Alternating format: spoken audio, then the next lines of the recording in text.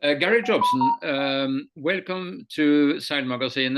And when I talk to you and I see you again, I remember exactly when you came over here. What was it, 18, 19 years ago? You made a speech at the Norwegian Yacht Club, and you had also a speech about the America's Cup. I think it's safe to say that you probably are the voice of the America's Cup, a legend, having sailed and won the America's Cup yourself in 1977, and you of course follow the America's Cup now very closely. So let's talk about the America's Cup. You in a way represent the era of the 12 meters, which was great, and now we are into something quite different. Well, the 12-meter era was fantastic.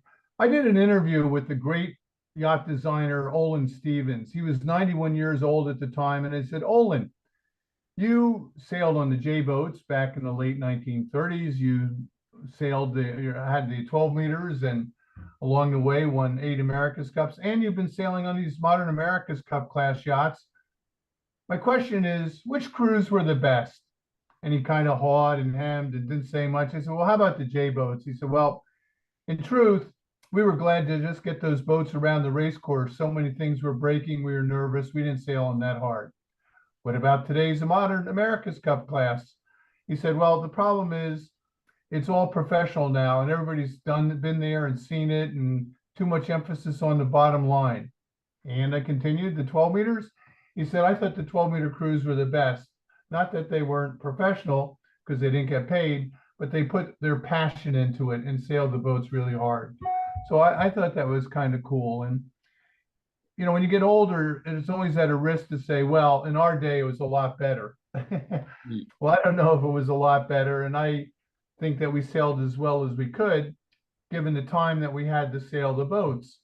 I mean, on Courageous in 1977, we sailed 4 or 5 weekends in the fall and did another 5 or 6 weekends in the spring. And we showed up on June 1st with the first race starting on June 17th. So we had about 2 weeks to prepare for and now it's a 3-year full-time job in the America's Cup. So things have changed dramatically. They put a lot more time and effort into it than was done in the past. Well, I think this is going for sailing in general and sports in general. It's all being very much professionally driven, and whether that is a good or bad thing, it's probably not something that we are going to discuss now. But I'd like to emphasize the difference in the sailing. I mean, when you sailed 12 meters, you were a group of people who had to be coordinated to get the spinnaker up and down, pull the jib, do the running backstays and everything. Now there are 4 people on the boat, 2 are steering, 2 are grinding, and it's a completely different game. Is that good? Well, the beauty of the 12-meter class and later the America's Cup class was there's a lot of synchronization that went on. It was a lot of crew work. I mean, a 12-meter with 11 crew, you keep everybody really busy doing that, and there's got to be a lot of teamwork and boat handling that goes on, and the people made the difference. Now in these America's Cup boats, there's 8 crew, 4 on either side, and 4 of them spend their time grinding bicycle pedals, and 4 spend their time sailing the boat. And there's a lot of electronics and computers and gadgets to help you out. So it kind of takes away the human element of it.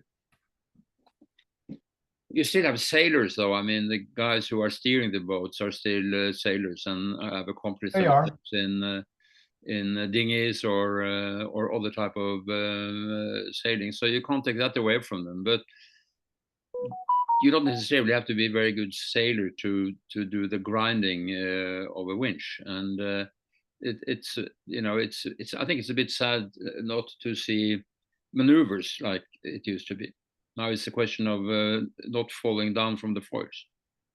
Well, first of all, I do agree with you that the people doing tactics and steering these boats are really good. They're Olympic medalists and world champions in multiple classes, and they understand foiling. So that part of it, they're really good at what they do. No question about it, with all the training that goes on. one of my problems with this America's Cup is that the average sailor doesn't relate to it. You know, in a 12 meter, if you wrap a spinnaker, for example, which happens, somebody in a dragon or a 6 meter or a smaller boat, oh, that happened to me. You know, you can relate to the sailing that goes on. But these foiling boats, it's so rare that people don't relate to it. And that's why there's not big audiences following the thing.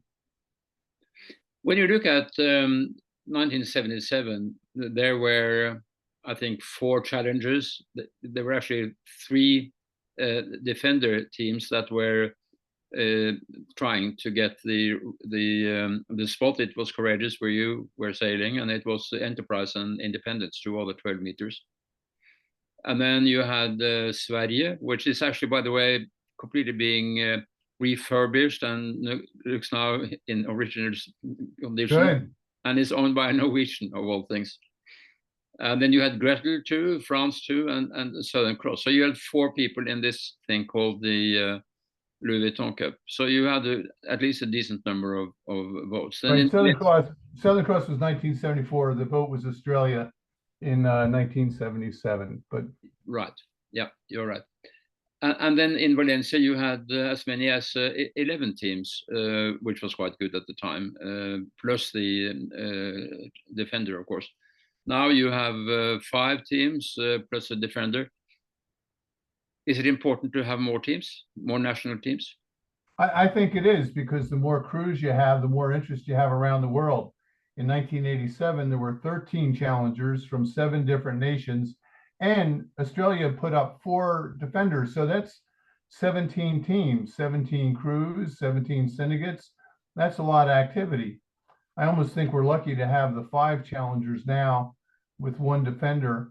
And the reason I say that is these campaigns are so expensive that you're not going to get a lot of participation. I mean, really, most of them are funded by very wealthy people. And the sad part is the wealthy people can't sail on their own boats. Harold Vanderbilt and Tom Sopwith sailed on their boats. Ted Turner sailed on his boat. And Ernesto Bertorelli sailed on his boat. But now there's no chance for an owner to sail on the boat, and the boat should be able to have the people putting the money up be able to be on board if they want.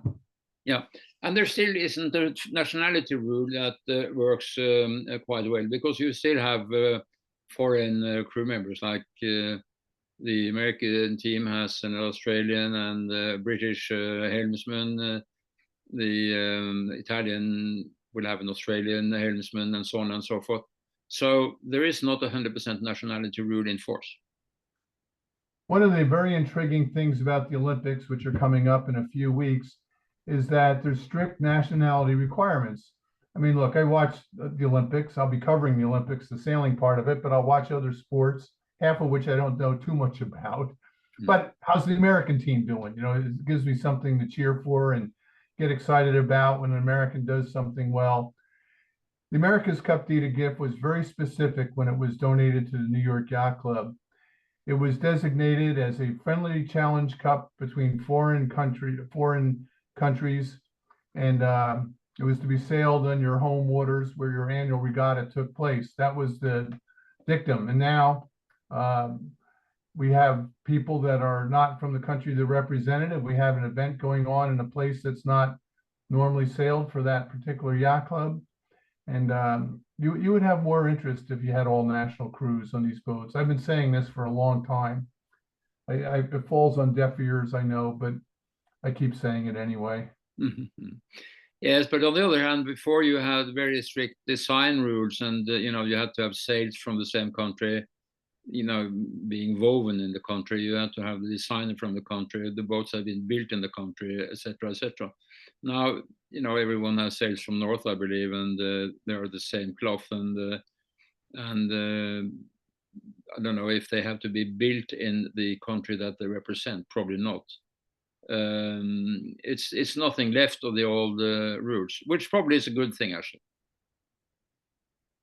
Well, having equipment available all over the world, I think is just fine. I don't have a problem with that at all. My problem with this America's Cup is it's too much computer and not enough seat of the pants sailing. You get on these boats or you see them and there's all kinds of computer screens around, and it becomes a video game after a while. And where's the tactician? You're looking at screens more than you're looking at the water. So if I win a race, I want to feel good that I made the call. If I lose a race, well, learn from that and try to do better the next time. It's that simple. But it also means that the gap between the level that they are sailing today and normal sailing is much bigger. Oh yeah, well, when you put this much time and effort and energy and coaching into the sailing, like I said, these people sailing the America's Cup are really good at it. I don't take that away. They're training for years at a time, and that's after winning Olympic medals and round the world races and one design championships and offshore races. I mean, they're really good, and they get really better doing it. I just hope all that experience trickles down to the rest of the sport and inspires young people to say, hey, I'd like to be able to do that too. Yeah, but there are ways into this type of America's Cup, because you have the foiling moth, you have the wasp, you have Yes. You have the smaller foiling boats like the AC-40s, and of course you have the Sail Grand Prix, which is also on the road to America's Cup, which will recruit eventually more people. And in the Olympics, look, we have foiling NACRA 17s, we have the IQ foils, we have the kites. There are 5 of the 10 classes in the Olympics now have foiling, which is kind of interesting in itself. So people sailing those boats will eventually be America's Cup possibilities. Recruit people that do well in that. I think it's kind of sad that the sailing are out, the stars are out, and now the Finns are out of the Olympic program. But I guess it's the way it goes. The Olympics are for athletes, and athleticism is not part of starboat and sailing for sure, and maybe not even the Finns. Well, if the Olympics are supposed to replicate the sport as its practice, I mean, I don't have an accurate statistic, but I would venture to guess that about half of our people that sail are in boats with keels, and half are boats with centerboards or so. And there's 10 classes in the games. It just seems to me that one of them, at least one of them, could be some kind of keel boat. The Soling was a great boat. The Star's another great boat. It's kind of tragic we don't have the Finn. I was part of the group at World Sailing that tried very hard to have an offshore race in the Olympic Games. It wasn't my idea. It was a guy named Sherman Hoyt in 1936 when they sailed in Kieler Bay, Germany that year, to have a long distance race in the Olympic Games, which would have been very cool. And the format that we came up with was a double-handed mixed crew, 1 man, 1 woman on the boat, and 400-mile race or something. But with all the tracking, and like we see in the ocean race, we could race against it or see how you do against them while they're out there racing, or do interviews with people on board. And so that would have been a keel boat, and that would have been a long distance race, and that would have opened a lot of people's eyes to this marathon in the sport of sailing. So I think it was a little bit, but the idea is not dead, and maybe it comes around. But we got the world's, the governing body to approve it, but the IOC killed it. I know that Knut Frostad, whom you probably know quite well, also is very much in favor of this discipline. So I don't think it's dead. No, I don't think it's dead either. It's a good idea, and if you're going to have 10 boats in the Olympics, let's make one of them a keel boat. And then the concept that, look, in running, you have the 100-meter, and you have the 400-meter, and you have the marathon, which is 24 miles, 24.3 miles, something like that, which, by the way, is the same length as the America's Cup races in the 12 meters. And they went faster than we did. I keep thinking about when the professionalism really went into the America's Cup, and I think the change came with Dennis Conner, who decided to have 2 or 3 boats campaign. At that time, your friend Ted Turner has just won the America's Cup, and he was certainly not into that kind of sailing. No, our crew in 1977, I think it's fair to say, was the last amateur crew to win the America's Cup. Nobody on our boat got paid. I still have, you see that chair? Yes. That's the trophy I got for winning the America's Cup. And I have a Rolex watch. That was my rewards for that summer. And, I kind of laugh compared to the pay that these sailors get today.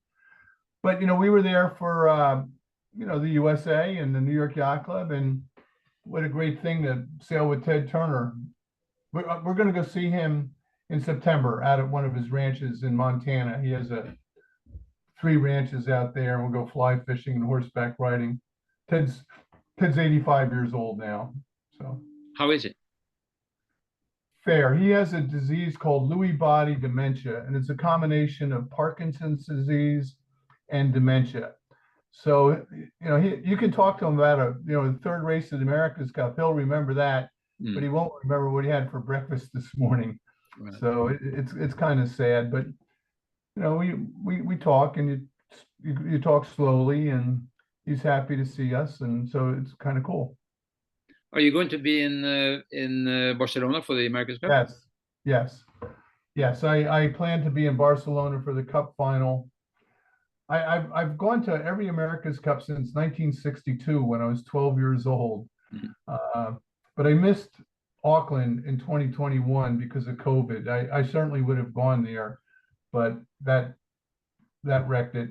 But yes, I'll be in Barcelona for the Cup and get to see it firsthand, and hopefully talk to lots of people and hear what's going on. And I'm covering the Olympics later this month and in early August for NBC. I started covering it for NBC dating back to 1988, so I look forward to that as well. We have been covering the America's Cup as well for ESPN and for others. No, I'm not. I retired from ESPN in 2016. The sad thing is, the day that I left ESPN, my last show aired in August of 2016, and ESPN has not done a single sailing show since I left the network. So it tells you need to have an insider driving it to get sailing on board. So they're not covering it. I actually don't know of any coverage, any network that's covering it, the America's Cup here in the USA. So I guess we'll watch it on YouTube or something. Probably going to be on YouTube with the local commentary, I think. Do you think it's a good idea to have it in Spain? Well, if I were from New Zealand, I would be upset. They poor people in Auckland got cheated last time with COVID, so nobody really went there. And they had an opportunity to do it again. I've sailed in Barcelona. It's a wonderful city. It's a great place. I like it a lot, and it's going to be a good venue. But the America's Cup deed of gift was pretty clear that you were supposed to sail it in the waters of your annual regatta free of headlands. And Barcelona is a long way from Auckland, New Zealand. And if I were in New Zealand, I would be disappointed. Yeah, I think some of them are very disappointed. And there has been people who have left the yacht club, I think, because of that.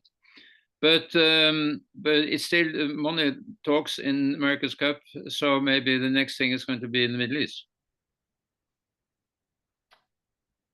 If the America's Cup goes to a venue that's not normally known for sailing, I'm not sure how many challengers you will really have. I mean, I think they're lucky to have 5 right now and 1 defender. I mean, I think the strength of the New York Yacht Club for so many years, and San Diego, was there were multiple defenders. Because that didn't happen for the Australians in '87. But when you have more boats, you have a potential to do better because A, you race against each other and prepare yourself, and B, there's a chance that one of them is fast. But if you just put all your eggs in one basket, that makes it tough. But New Zealand looks pretty good to me. It's going to be hard to beat them. Yeah, but when you look at sailing again, it's part of the history, which is very important. And both you and I know that Newport was a great place for the America's Cup, and if New York would win it, I'm sure it's going to be Newport again, don't you think? Well, if New York Yacht Club wins it, an American Magic, which I hope they do, just for the record, just to get that out on the table, I hope they do win it.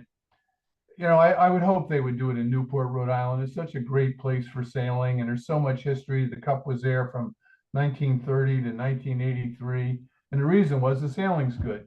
So I think it's pretty cool. You know, I study this sport, and I have a new book coming out, and here's the manuscript. You can see that there. It's called The Characters of the America's Cup, and I've written a lot about a lot of people, and I came away, even though there are different times, different eras, different social, different cultural, different technology, but all of these people had something in common. They simply wanted to win. So they're all the same, even though they came from different backgrounds and different careers. And so often, many of these people that sailed the America's Cup in a variety of ways did so many more things in their life. I mean, take Ted Turner, for example. Winning the America's Cup's about number 18 on his list of great achievements that he's done in his lifetime. Same with Sopwith or Vanderbilt, Mossbacher. These people have done a lot in Patricio Bertelli, Bertarelli, I mean, Larry Ellison. They've done a lot in their lives, and it's great, fun to follow. And as you can imagine, everybody's had a hiccup or two in their life. Not everything's smooth sailing. But the thing is, how do they recover from some kind of adversity to go on to greater heights? And those are some of the lessons that I got to write about. I think that's going to be a great book. I cannot wait to read it. When is it coming out? I hope to get it to the publisher sometime after for printing after the Olympics. So hopefully by Christmas we get copies out there. Sign me up for one. Thank you. I'll send you one. I'm happy to sign it and send it to you. Absolutely. Great. Gary, as always, nice to talk to you. And now even I can see you, so that is much better. Let's hope for a good America's Cup regatta, and let's see what happens. Good America's Cup regatta and a good Olympic Games too. So we got a lot of big sailing coming up here this summer, 2024. Absolutely. And on top of that, you have the Vendée Globe, which is fantastic. Exactly. That starts later this year too. Yeah. So it's a great year for sailing. Yep. Well, thanks for having me on your program. Thank you. Thank you.